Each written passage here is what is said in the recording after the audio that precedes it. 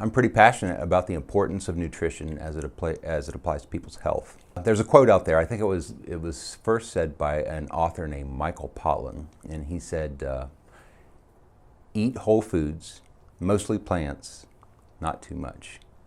And so what is so coincidental about that is I'm going to a birthday party tomorrow for one of my patients. She's going to be 92 years old. And I asked her, I said, she's spry, she works in a garden. And I said, Ruth, what's your secret to success? And she says, beans and cornbread. Easy on the cornbread. So she's saying the same thing. So the power of a plant-based diet, it's important. Not only is it important, I would go so far to say is that it's vital. And what I mean by that is there's a vital impact on your health. If you don't have a cornerstone of adequate nutrition in the form of fruits and vegetables, a lot of people will get sick in the form of hyperglycemia, hyperlipidemia, overweight, obesity, diabetes. So it's important. And putting in place a plant-based diet can reverse those conditions or put them in remission. As early as kindergarten, an apple a day keeps the doctor away. We're taught to eat our veggies before we start school. So it's common knowledge. We learn it in health class. But why isn't it more widely promoted?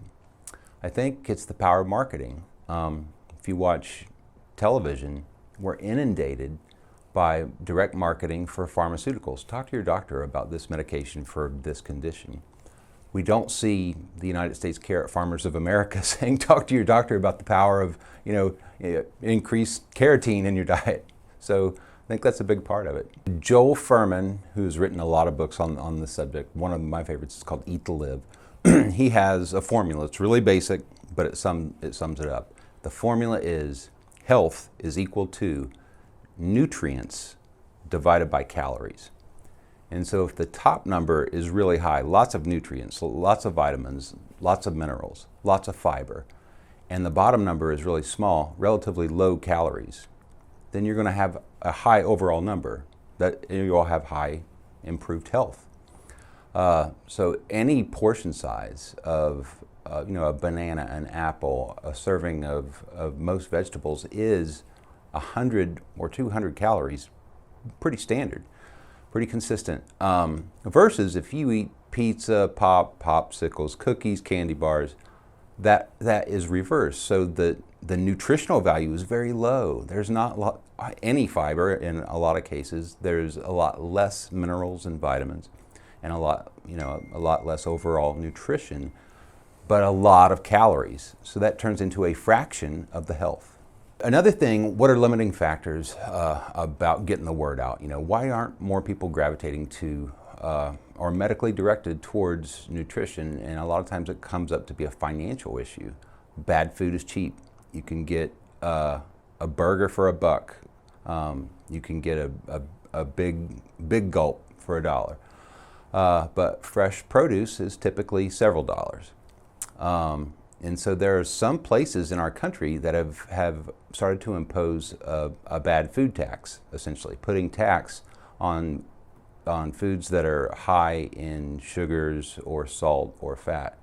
And the idea being, if there are things that we recognize from a health standpoint that negatively impact people's health, make patients sick, like tobacco and alcohol, those things are taxed, but bad food isn't. So it's access. And it's yummy, and it's readily available, and Unfortunately, the amount of available information, it's just not there. And it's not there. I think we as physicians do a pretty bad job of promoting the power of nutrition.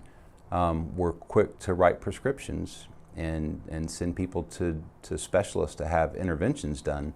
But the goal in primary care is not intervention, but prevention. I have been practicing medicine for more than 10 years, and I'm just now getting to a point where it's starting to crystallize for me the vital importance of nutritional therapy, nutrition as medicine. In a lot of cases, in a lot of diseases that I treat, those standard ones, hypertension, blood pressure, cholesterol, we prescribe medications, but that does not reverse or cause the disease to go into remission, whereas nutrition has the power to do that in a lot of cases. The social stigma of being plant-based or vegetarian or vegan, you know, a lot of people think of that as a little bit out there, maybe hippy-dippy, granola, tree hugger, however you want to look at it. But that's a real thing. That's a real thing. And a lot of people have a stigma of eating rabbit food or eating twigs and berries.